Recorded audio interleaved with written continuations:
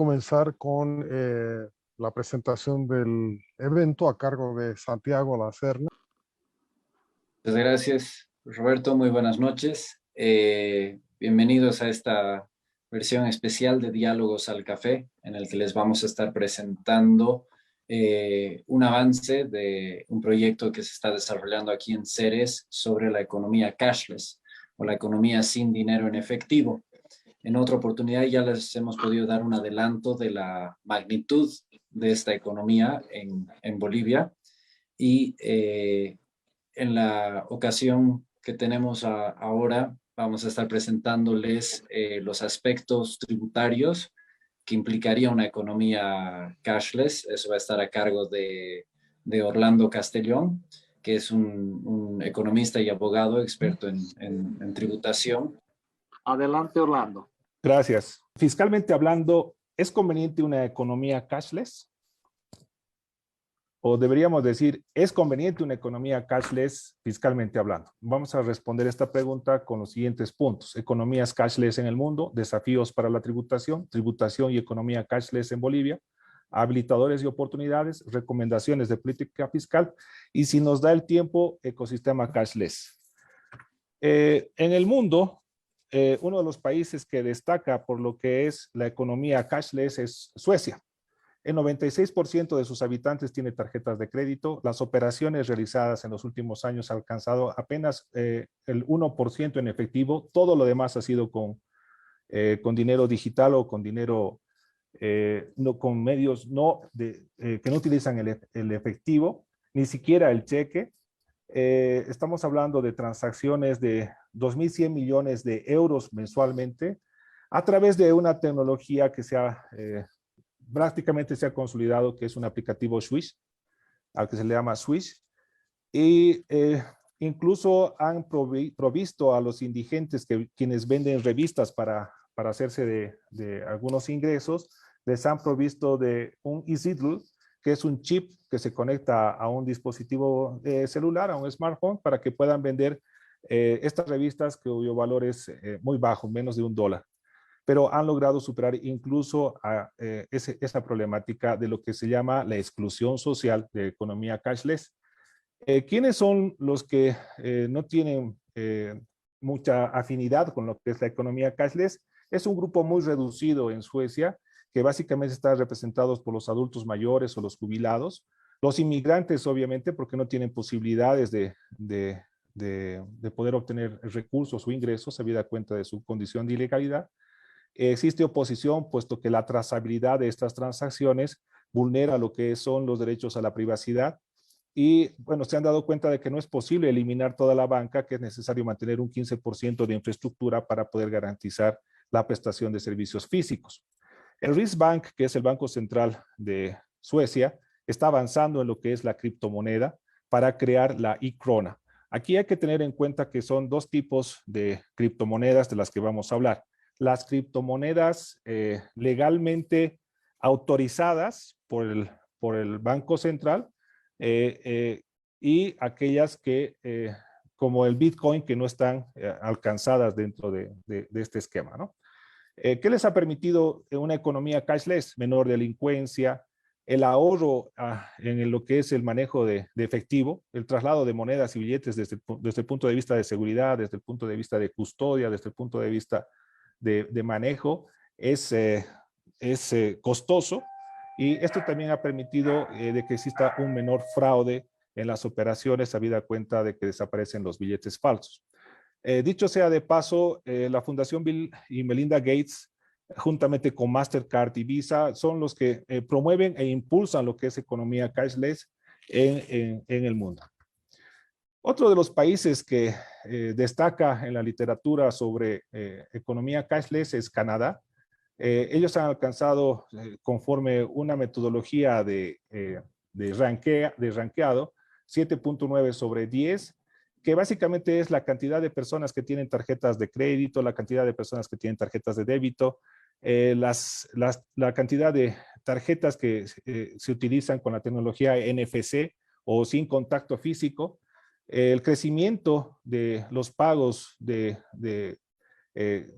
que no son en efectivo durante los últimos 5 años, la aceptación de lo que son los métodos de no efectivo y el grado de aceptación de la gente para este tipo de operaciones. El 83% de los canadienses tienen tarjetas de crédito y existe mucha predisposición de pagos móviles. Otro país que es interesante revisar para economía cashless es la India, pero no porque ellos sean cashless, sino más bien porque ellos son los más agresivos en el mundo en buscar una economía cashless. El gobierno actual hindú está promoviendo una política de desmonetización, le ha llamado, que me parece que es el primer paso que se debería dar para combatir el dinero negro, la corrupción y la informalidad. ¿Qué pasos han dado? Bueno, desde el 2016 han eliminado los billetes de alto valor. Ya no circulan, por decir algo, en términos comparativos con Bolivia, se han eliminado los billetes de bolivianos 200 y los billetes de bolivianos 100 y han dejado solamente los de menor cuantía. Además, ha obligado que todos los pagos que realiza el gobierno sean a través de cuentas bancarias. Ya no se paga en efectivo y todo se tiene que hacer ya no con pagadores, sino a través de cuentas bancarias. Y a su vez han incorporado incentivos como que es la liberación de impuestos. Si se paga con tarjeta de débito o de crédito, hasta por ciertos límites no se paga un 5%, o se descuenta el valor del precio. Existen descuentos de hasta un 5% también para lo que es consumo de gasolina, por ejemplo. Se subvenciona el alquiler de los POS, de los Point of Sales, o las lectoras de tarjetas de crédito o débito. Existen microcréditos baratos que ofrece el gobierno a través de este tipo de cuentas bancarias con unas tasas de interés muy bajas y muy populares, ¿no? Obviamente la India tiene que tratar y enfrentar a escalas bastante grandes lo que es la exclusión social, vale decir, tiene mucha gente viviendo en zonas rurales, existe un analfabetismo financiero, una escasa infraestructura digital que estaría dando cuenta de lo que es la problemática muy similar a lo que ocurre en países emergentes.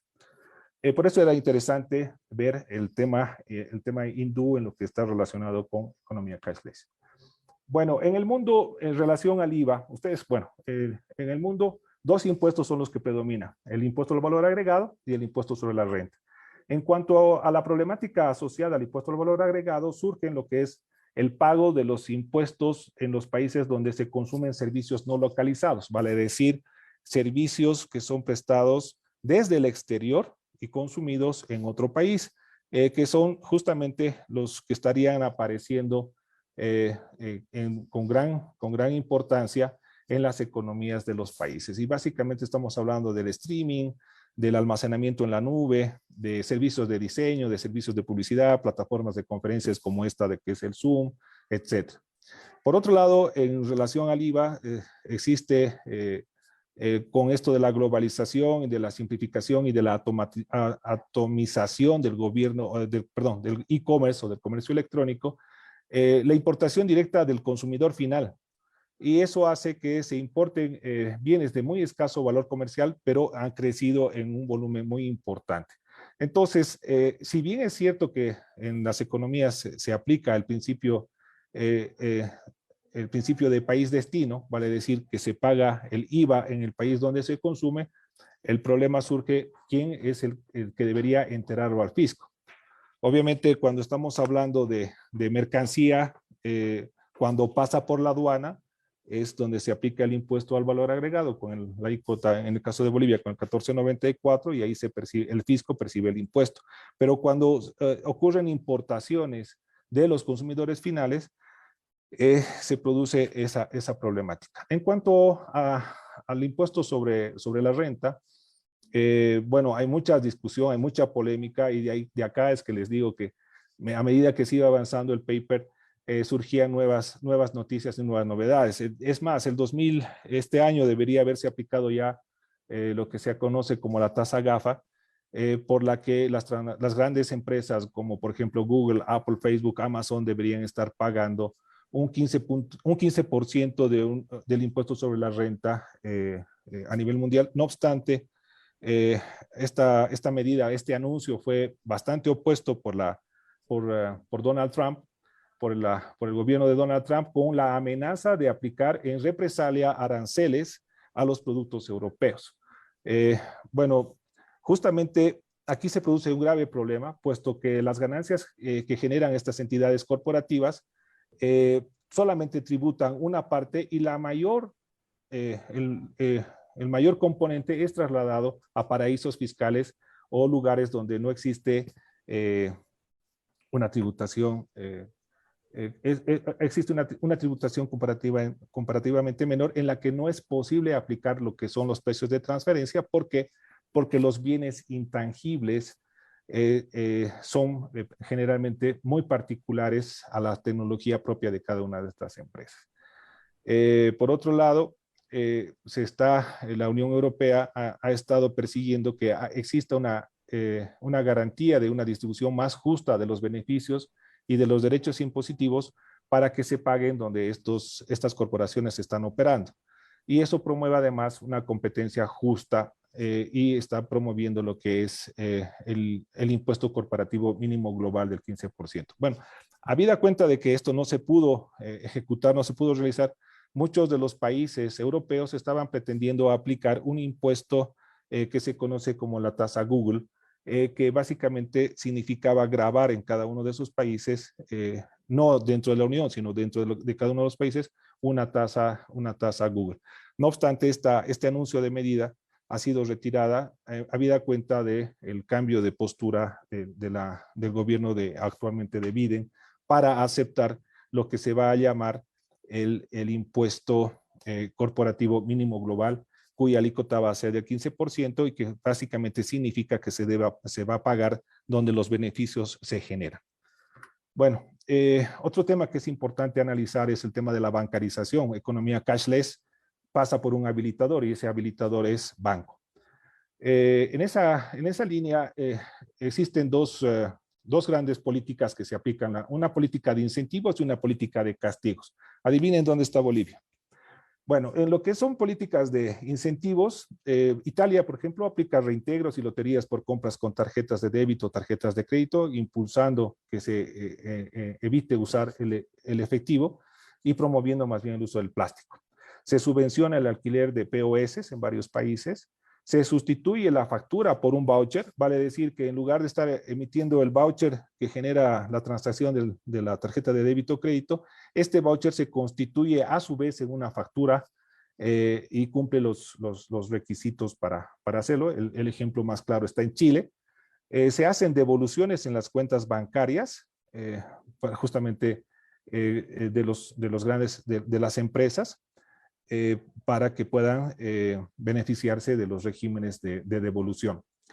En cuanto a la precisión del gasto social, se ha personalizado el IVA, se pueden aplicar, y lo está haciendo Argentina, incentivos para devolver a la gente más pobre el pago que soportan por el impuesto al valor agregado. Muy parecido, no es igual, es similar a lo que se está utilizando en Bolivia, lo que es el RE-DE, el RE-IVA, el régimen efectivo por IVA.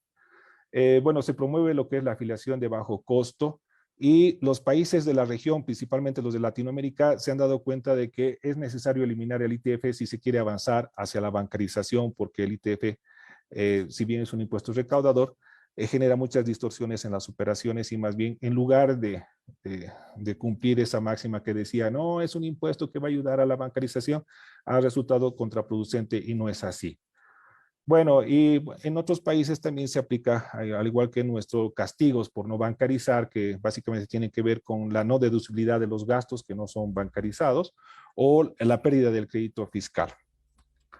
Bien, ya entrando en materia en Bolivia, no voy a ser extenso, voy a ser muy rápido en esta partecita porque esto ya fue explicado con anterioridad y bueno, todos ustedes viven y conocen y sufren esta realidad nuestra del sistema tributario boliviano. Existe una excesiva carga tributaria, tenemos un sistema muy regresivo, es inequitativo, la informalidad es un cáncer para la economía, se producen ineficiencias porque se tienen impuestos que no recaudan casi nada, hay mucha inseguridad jurídica, las reglas del juego cambian prácticamente de la noche a la mañana y a veces incluso faltando 3 días para que empiece un nuevo año. Ustedes saben que la población económica de Bolivia tiene económicamente activa es de 6.2 millones, 4.2 están en la zona urbana, 2 millones en la zona rural. La informalidad alcanza el 73%, apenas tenemos 450,000 inscritos, de los cuales el 26% pertenecen a regímenes especiales que no recaudan absolutamente nada, menos del 1%. Los impuestos distorsionadores son el IT y el ITF, pero además de los impuestos tenemos que pensar también en lo que son otras contribuciones a los erarios nacionales, departamentales o municipales, como son, y eso sin contar lo que son las cargas laborales y las cargas sociales.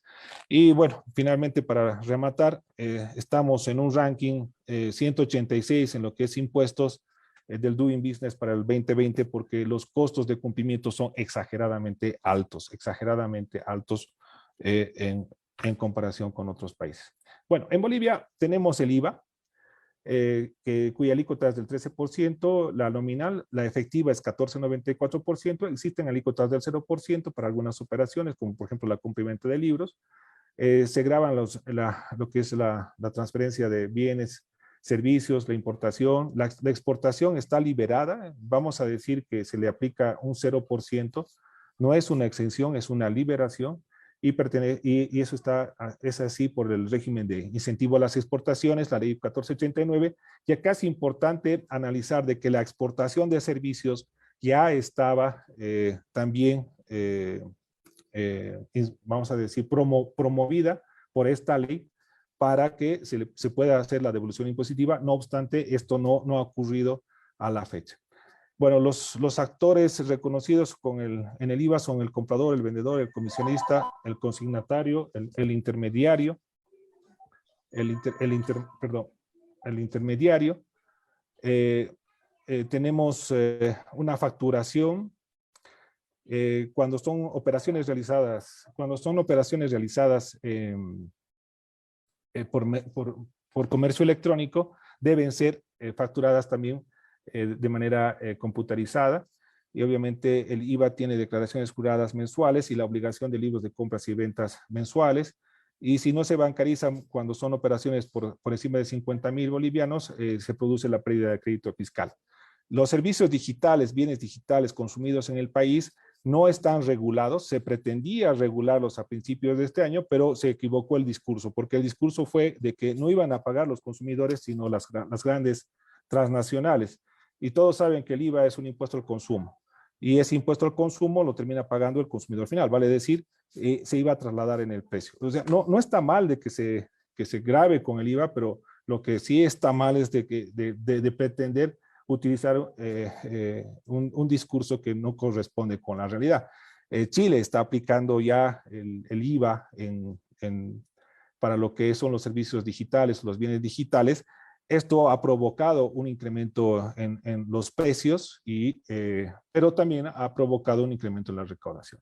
En cuanto a la importación de bienes de consumo de menor cuantía, nuestra legislación prevé de que por debajo de unos montos no se pagan impuestos, y eso era razonable en la medida de que se hablaba básicamente de envíos de regalos o de algunos envíos de muy menor cuantía o de bajo volumen. No obstante, con la globalización, Bolivia también está sufriendo lo que se ha detectado en el mundo, de que básicamente se está produciendo comercio de consumo final por los importadores locales. En relación con el IVA, lo que ya les había adelantado, tenemos el régimen en efectivo del impuesto al valor agregado, y existen 50,000 inscritos con cuentas bancarias. El 50% de estos inscritos son los asalariados, son los que ganan menos de 9,000 bolivianos, porque no tributan. En cambio, los profesionales independientes sí tienen que tributar, no existe ese tratamiento. Y existen dos modalidades, una de devolución automática del 90% y una de devolución manual, en el que están registrados un 10%. Más o menos ya se han devuelto 10 millones de bolivianos por esta medida. Bueno, del ITE ya hemos hablado, vamos a ser muy rápidos. La alícuota es 3%, puede que se traslade o no se traslade. Es un impuesto ciego y acumulativo, alcanza también a los intermediarios de pagos por el valor de sus servicios. Aquí, en las operaciones de e-commerce, se tiene que verificar. de que estos también estarían alcanzados por la comisión que perciben. Bueno, y del ITF se paga el 3 por 1000 para operaciones en moneda extranjera, no impulsa la bancarización y los países vecinos, como se había adelantado, ya lo están eliminando. En cuanto a al IUE, bueno, y la aplicación práctica de los 15 anexos tributarios, esto simplemente es una pequeña bromita, porque el IUE, que debería hacerse de lo más sencillo, tiene deberes formales asociados que lo hacen demasiado burocrático, que lo hacen demasiado complejo y que más bien perjudican lo que es el cumplimiento de lo que en esencia debería ser. Vale decir, recaudar lo que realmente corresponde por las utilidades de las empresas, dejando de lado tanta burocracia y tanta formalidad con lo que se tiene que cumplir con todas estas necesidades de información hacia la administración tributaria, y justamente la economía cashless pudiese ser una de las vías para liberar. ¿Por qué? Porque se permitiría la trazabilidad de todas las transacciones y las operaciones y se pudiese ya manejar de otra forma el control sobre este impuesto. No está legislado lo que son las utilidades, perdón, sí está legislado lo que es las utilidades por exportación de servicios. No está alcanzado por el IVA ni por el IT, pero sí por el IUE. Cuando exportamos un servicio hacia el extranjero, esas remesas deben ser incorporadas dentro de lo que es las utilidades de la empresa y están alcanzadas por el IUE. Los servicios digitales que son prestados en la nube generan rentas de fuente boliviana. Esto no está de una manera específica o precisa legislado, aunque tenemos la previsión de un IUEBE, se debería revisar para que esto pudiese generar recursos legítimos al Estado. Y tampoco existe una normativa precisa sobre lo que son las utilidades por bienes intangibles. En cuanto a lo que es facturación, me estaban preguntando cómo hablamos de facturación. Bueno, la facturación es un largo éxodo. Desde principios del 2000 teníamos el sistema de facturación. A principios del 2010 se empezó con la facturación virtual. Desde la segunda mitad del 2010 empezó con facturación electrónica, pero no prosperó, y ahora el 2021 salta a la palestra lo que es el sistema de facturación. En resumidas cuentas, no tenemos un sistema de facturación electrónica en el país. Sí es necesario, porque nos permitiría además eliminar lo que es el libro de compras y ventas IVA, la bancarización y todo lo que significan otros tipos de facturas, como son los tickets y las prevaloradas o las computarizadas, que dependen todavía del papel. En cuanto a experiencias de países vecinos, han sustituido lo que es, mejor dicho, han unificado lo que es el voucher de una operación de tarjeta de débito o crédito con la propia factura. Eso está reconocido y puede ser visto en la experiencia chilena. Y la clave del éxito para una facturación electrónica, es necesario que ésta sea masificada, simplificada, y se tienen que utilizar aplicativos móviles. Bueno, habilitadores para una economía cashless. Necesitamos identidad digital, inclusión financiera y seguridad digital. Recién estamos viendo cuán importante es asegurar la ciberseguridad, habida cuenta de las noticias que han ocurrido con algunos bancos que han sido hackeadas las cuentas de sus usuarios. Es, por tanto, importante revisar también este tópico. En cuanto a identidad digital, existen grandes avances, grandes pasos, pero nos falta coordinarnos para que esto pueda ser una realidad, ¿no? Bueno, y en inclusión digital y en inclusión financiera, los dos colegas que precedieron este estudio explicaron muy bien el estado de situación en el que nos encontramos. Bueno, ¿cuáles son las oportunidades? ¿Qué cosa pudiésemos hacer en relación a impuestos y economía cashless?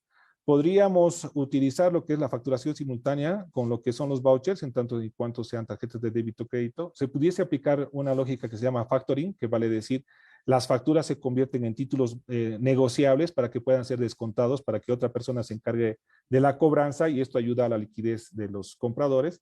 Se debería cambiar el enfoque de lo que es la bancarización por castigo, por lo que se debería hacer una bancarización por incentivos. Eliminar lo que son los libros de compras y ventas IVA, habida cuenta de que la trazabilidad estaría dada directamente por la economía cashless, y para esto los grandes aliados pudieran ser las fintechs.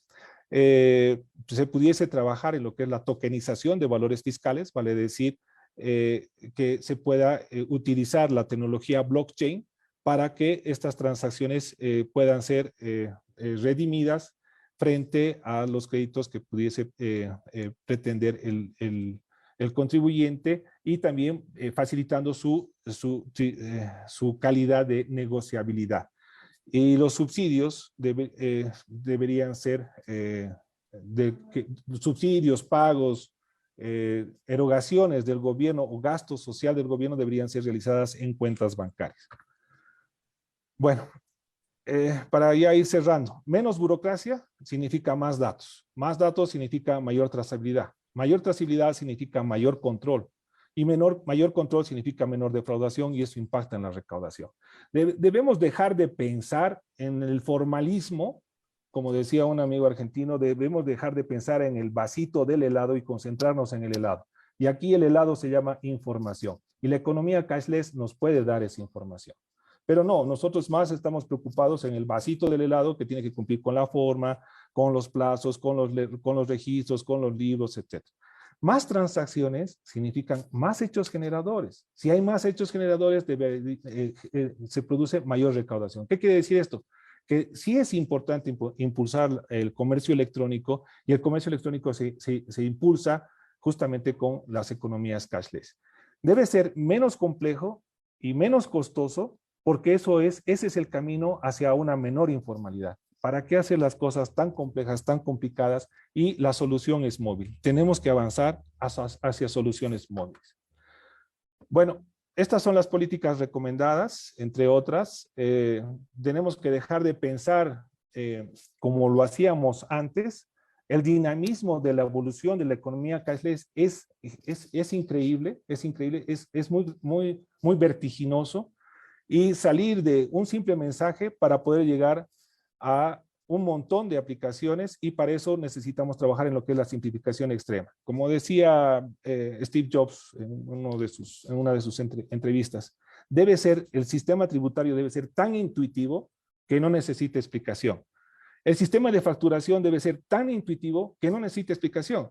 ¿Quieres facturar? Usa tu dispositivo móvil y emitir la factura. Y ya está. Y además puedes recibir el pago a través de una economía cashless o a través de un medio de pago digital. Se tiene que legislar sobre lo que son las rentas de fuente boliviana que se trasladan por el consumo de servicios, de bienes digitales y servicios digitales. Se debe legislar sobre lo que es el consumo transfronterizo, sobre lo que es la exportación de servicios y de bienes y el tratamiento de bienes intangibles, y se deben crear incentivos fiscales para pensar que las tecnologías de la información y la comunicación son fuentes de riqueza que nos pueden permitir dar un salto cuantitativo en lo que es la transformación digital del país y también la reactivación económica. Y para eso necesitamos capacitarnos, especializarnos, trabajar en los incentivos de liberación, en incubadoras, etc. Necesitamos incentivos para que las economías cashless reduzcan la informalidad e incluso puedan mejorar lo que es el gasto fiscal a través de lo que es la personalización del IVA. Y un aliado estratégico son las fintechs. ¿Por qué las fintechs? Porque ellas son las que realmente están promoviendo, a diferencia de la banca tradicional, lo que es la inclusión financiera, la inclusión digital, y deberíamos aprovechar estas alianzas fintech para lo que es la facilitación tributaria.